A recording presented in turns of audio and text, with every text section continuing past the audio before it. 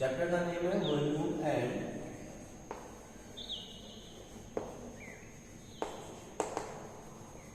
Surface area of,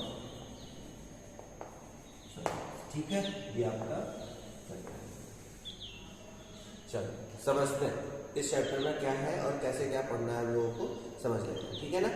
सबसे पहला chapter है volume and surface area of solid. इसमें हम लोगों को पढ़ना क्या क्या है, हम लोगों को इसमें पढ़ना है नंबर 1 पर क्यूबॉइड, नंबर 1 पर क्यूबॉइड पढ़ना है, फिर नंबर 2 पर क्यूब पढ़ना है, ठीक है, नंबर 3 पर सिलेंडर पढ़ेंगे, 4 पे कोन पढ़ेंगे और 5 पे सर्कल पढ़ेंगे। सर्कल का मतलब हो गया स्क्वायर, ठीक है। 1 2 3 4 5 चीजें हम लोगों को यहाँ पर पढ़नी है और बहुत ही इंपॉर्टेंट चीजें हैं ये। अब से लेकर के आप ये आपका 7th में भी था, 8th में भी था, 9th में भी है, 10th में भी है, फर्स्ट ईयर में भी मिलेगा, है ना। सभी क्लासेस में ये इनका यूज होना है आपको, ठीक है ना। मेरी बात समझ में आ गई कि नहीं समझ में आ गई? सब क्लासेस में ये आपको यूज में आना है। बशर्ते ये हो सकता है कि 10th तक आपको इसको ज्यादा पढ़ना है और उसके बाद फॉर्मूले यूज होंगे कहीं ना कहीं, ठीक है ना। और कंपटीशन लेवल पर भी इससे रिलेटेड क्वेश्चन आते हैं और ढेर सारे आते हैं, ठीक है। चलो इस आज की जो क्लास है इसमें हम लोग इसका थोड़ा सा बेसिक कॉन्सेप्ट समझेंगे पहले, ठीक है। पहले तो बेसिक क्लियर हो जाए, उसके बाद हम लोग आगे बढ़ेंगे, ठीक है। तो समझते हैं। सबसे पहले यहाँ पर आपका टॉपिक क्या हो गया, क्यूबॉइड, क्यूब, सिलेंडर, कोन और स्फीयर, 5 चीजों में हम लोगों को पढ़ना है। और सबसे पहला टॉपिक है आपका क्यूबॉइड। तो सबसे पहले टॉपिक पे हम लोग पढ़ेंगे क्यूबॉइड। चलो आज हम लोग पहले डिस्कस कर लेते हैं क्यूबॉइड के बारे में। ये क्यूबॉइड होता है, क्यूबॉइड का मतलब हो गया, जैसे आप लोग बेटा पढ़ते हो रेक्टेंगल, है ना। रेक्टेंगल का मतलब हो गया आयत।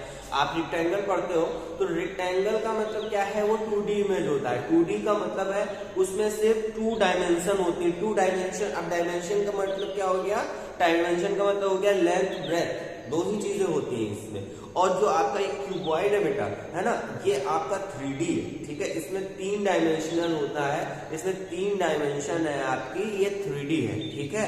क्यूबॉइड जो है वो आपका 3D है, इसमें 3 डायमेंशन होती है, ठीक बात। और कोन जो रेक्टेंगल जो आपका था वो 2D था, ठीक है। तो समझते हैं क्यूबॉइड का पहले तो हम लोग डायग्राम समझ लेते हैं, है ना। तो डायग्राम का मतलब हो गया ये कुछ ऐसा होता है आपका रेक्टेंगल, इसमें लेंथ ब्रेथ और साइड से लेंथ और ब्रेथ होती है, ठीक है। और जब आपका क्यूबॉइड की बात करेंगे तो बेटा देखो उसमें एक चीज बढ़ जाती है, वो होती है इसकी हाइट। अब देखो आप ध्यान से, तो ये देखो आप अभी ये 3D इमेज हो गई। 3D का मतलब हो गया, इसको आप अगर ध्यान से देखें तो यही लगेगा ये बाहर उभरी हुई है ना, बाहर निकली हुई है। इसमें 3 डायमेंशन हो गए, लेंथ,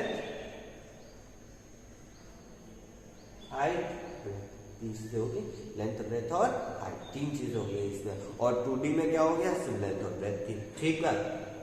अभी इसके फॉर्मूले पे हम लोग थोड़ा सा बातचीत कर लेते हैं। तो अब इसमें जब 3 चीजें होती हैं, लेंथ ब्रेथ और हाइट, ठीक है ना, लेंथ ब्रेथ और हाइट।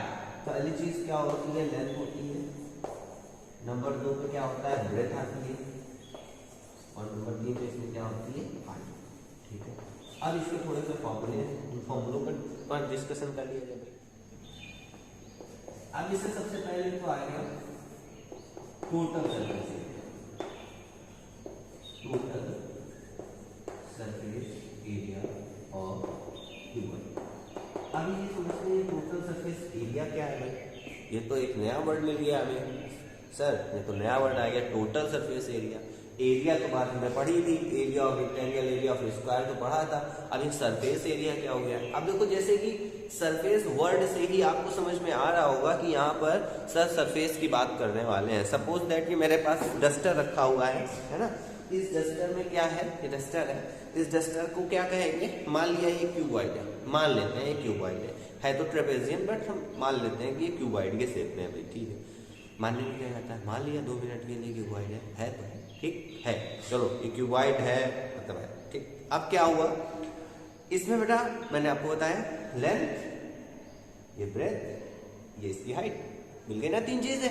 अब तीन चीजें जब सरफेस एरिया की हम बात कर रहे हैं तो सरफेस एरिया का बच्चों मतलब क्या हो गया, सरफेस एरिया का सीधा सा कॉन्सेप्ट है, सीधा सा फंडा है, सीधा सा मतलब अगर आपको कहें हम तो सरफेस एरिया का एक ही मतलब यहाँ से निकल रहा है कि सर इसके सरफेस की बात करने वाले हैं। इसका जो सरफेस है ये वाला फेज, ये फेज इधर का और ये नीचे का, ठीक है, बस इस सरफेस की बात करने वाले हैं। या आप ये कह लो कि सर इस पे येलो कलर का पेंट है, आपको पेंट करना है, पेंट कहाँ पर करेंगे, क्या इसके अंदर कर देंगे, नहीं इसका सरफेस पर करेंगे, बस उस सरफेस की हम बात करने वाले हैं। ये डस्टर है, इससे आपको येलो कलर का पेंट करना है, ये सरफेस की बात होगी, ठीक है।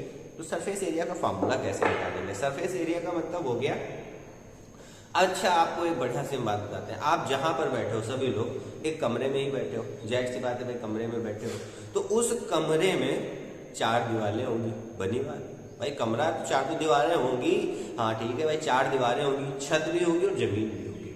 इमेजिन करो, इमेजिन करना नहीं है, वो तो है ही, कमरा तो in the shape of cuboid है ही, बट जहां पर आप बैठे हो आपको बस इतना सोचना है कि ये एक, हम जहां पर बैठे हैं सर ने इमेजिन करने को बोला है तो हम इमेजिन करने जा रहे हैं। और क्या इमेजिन करने जा रहे हैं, क्यूबॉइड को इमेजिन करने जा रहे हैं। और जैसे ही आप क्यूबॉइड को बेटा इमेजिन करोगे तो आप देखोगे, क्या देखोगे कि आपको कितनी चीजें मिल रही होंगी, एक दीवार इधर, एक दीवार इधर, एक ऊपर, एक नीचे, चार, एक उधर और एक इधर, छह, ठीक है ना, छह मिल रही है।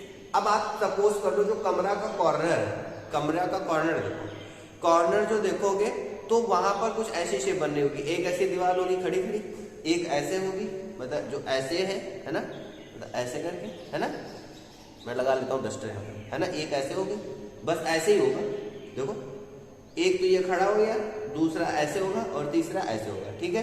तो अब आपको क्या करना है, इमेजिन कर लो उस कमरे को ही, इमेजिन कर लो आप कि जो उधर को थी वो लेंथ होगी, जो इधर को है वो ब्रेथ होगी, और जो ये ऊपर लंबी लंबी खड़ी खड़ी सी लाइन है ये हाइट होगी, कॉर्नर है, हो गई। सेम चारों कॉर्नर के लिए आपने इमेजिन कर ली बात, इमेजिन कर लिया। अभी देखना आपको इसका फॉर्मूला तुरंत याद आ जाएगा। अब चारों दीवारों को अलग कर दो। अब अलग ये ना करना बेटा कि उठाया हथौड़ा हैमर दीवारों को मारना चालू कर दिया, सर ने कहा अलग कर दो, अरे अलग करने का मतलब है इनको बाई पार्ट करो, एक दीवार की बात करो। अब भूल जाओ कि आपका तीन दीवारें हैं, बस एक दीवार है। ये दीवार का शेप कैसा दिख रहा है, रेक्टेंगल है, दीवार का शेप रेक्टेंगल है ना, हाँ। तो फिर जब ये रेक्टेंगल है तो ये जो लंबी वाली मानी थी आपने इसको लेट किया था h और इधर लेट किया था l, लेंथ है ना, है ना, ये तो लेट किया था, तो इसका एरिया कितना आ जाएगा, h into L, length into h into L आ जाएगा इस एक दीवार का। अच्छा h इंटू एल जब इस दीवार का है तो इसके ठीक सामने जो दीवार है उसका भी तो h इंटू एल ही रहा होगा, इससे तो चेंज हुआ नहीं होगा, उसका भी h इंटू एल रहा होगा, तो बस उसके लिए लिखते हैं यहाँ पर h इंटू एल। दो दीवारों की बात होगी।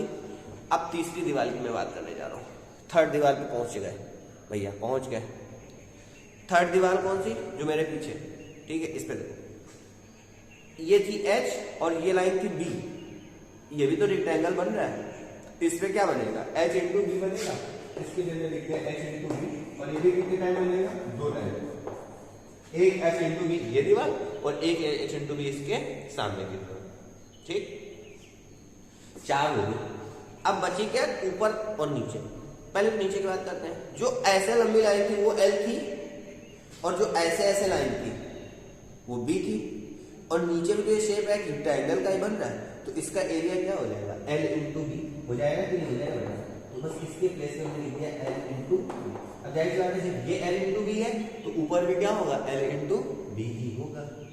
अब अच्छा अगर उसको एक साथ मिला के अगर लिखना चाहें तो कैसे लिखेंगे, ध्यान रखो, h n h n दो बार 2 time h n, h b h b 2 time h b हो गया, एल बी 2 टाइम है तो 2 टाइम एल बी होगा। और अगर बेटा यहाँ से इसको कॉमन करना है तो देखो अब इसको सीधा लिखते हैं एल बी बी एच और एच, बस यही तो total surface area of cuboid का फॉर्मूला होता है। Total surface area of cuboid का फॉर्मूला क्या होता है, 2LB प्लस 2BH, सॉरी 2 बाहर कर लिया हमने, LB plus BH plus HH, बस फॉर्मूला प्रूफ हो गया। Total surface area of cuboid का ये फॉर्मूला। अगले टॉपिक की मैं बात करने जा रहा हूँ। टॉपिक क्या है आपका, लेटरल सरफेस एरिया।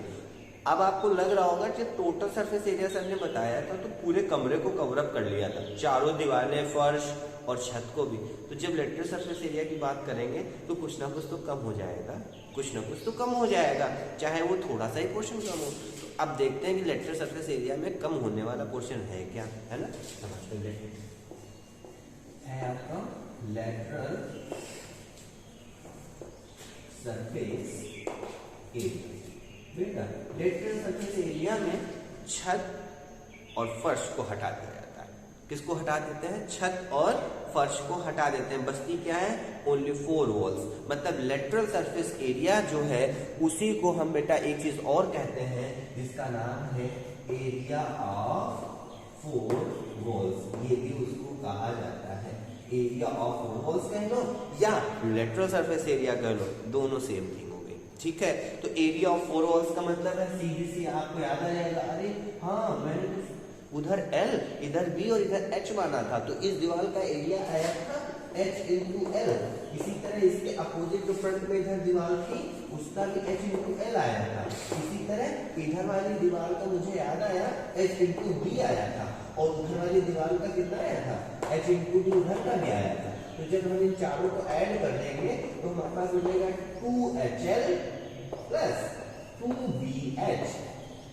अगर यहाँ से बेटा हम 2 और H को कॉमन कर लें तो क्या बचेगा? L प्लस B, है ना, L प्लस B। अच्छा, आपको एक चीज याद आ रही होगी, 2 ब्रैकेट में L प्लस B, ये क्या होता है? ये तो पेरीमीटर होता था रेक्टेंगल का।